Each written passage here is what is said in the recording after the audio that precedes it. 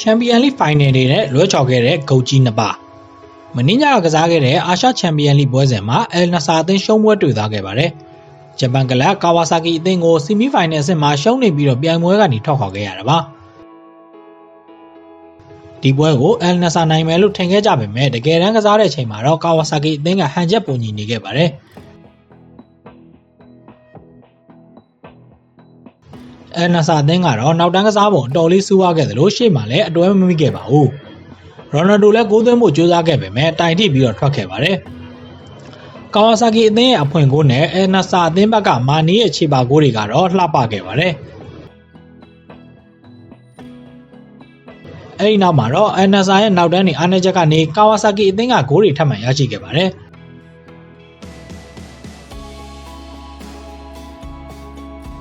အယ်နဆာဘက်မှာဘီလာကနေပြောင်းရွှေ့လာတဲ့ဂျွန်ဒူရန်ဟာရိုနယ်ဒိုနဲ့အတွဲမမိခဲ့သလိုအခွင့်အရေးတွေကိုလည်းအသုံးချနိုင်ခဲ့ပါဘူး။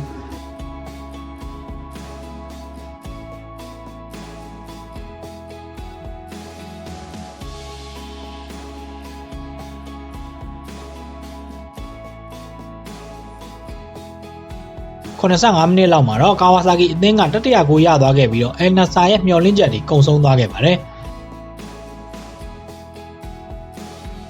ပွဲပြီးကန်ဒီမှာတကိုးပြန်သွင်းနိုင်ခဲ့ပေမဲ့မမီတော့ဘဲနဲ့ဆီမီဖိုင်နယ်အဆင့်ကနေထွက်ခွာလိုက်ရတာပဲဖြစ်ပါတယ်။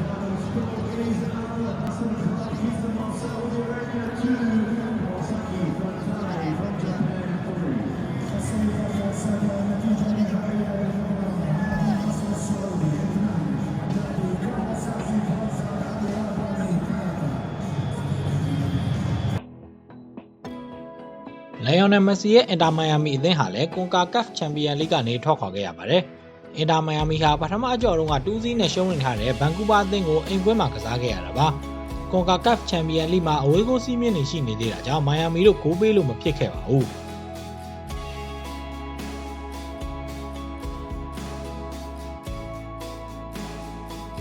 ။ဒါပေမဲ့1-0နဲ့ဥဆောင်ထားနိုင်တဲ့အချိန်မှာတကိုးပြန်ပေးလိုက်ရတာကြောင့်နောက်ထပ်3ဂိုးသွင်းမှဘိုလီဝဲတက်မဲ့အနေအထားမျိုးဖြစ်သွားခဲ့ရပါတယ်။အဲ့ဒါကပဲသူတို့ကိုစိတ်တက်ကြသွားစေပုံရပြီးတော့ဗန်ကူးဗားအသင်းကပဲနောက်ထပ်ဂိုးတွေသွင်းသွားခဲ့ပါတော့တယ်။ရိုနယ်ဒိုနဲ့မက်ဆီတို့ရဲ့ဖန်တွေအတွက်ကတော့ဒီတစ်ပတ်ဟာစိတ်ပျက်စရာကောင်းတဲ့ရက်သတ္တပတ်ဖြစ်ခဲ့မှာအသေးကြပါပဲ။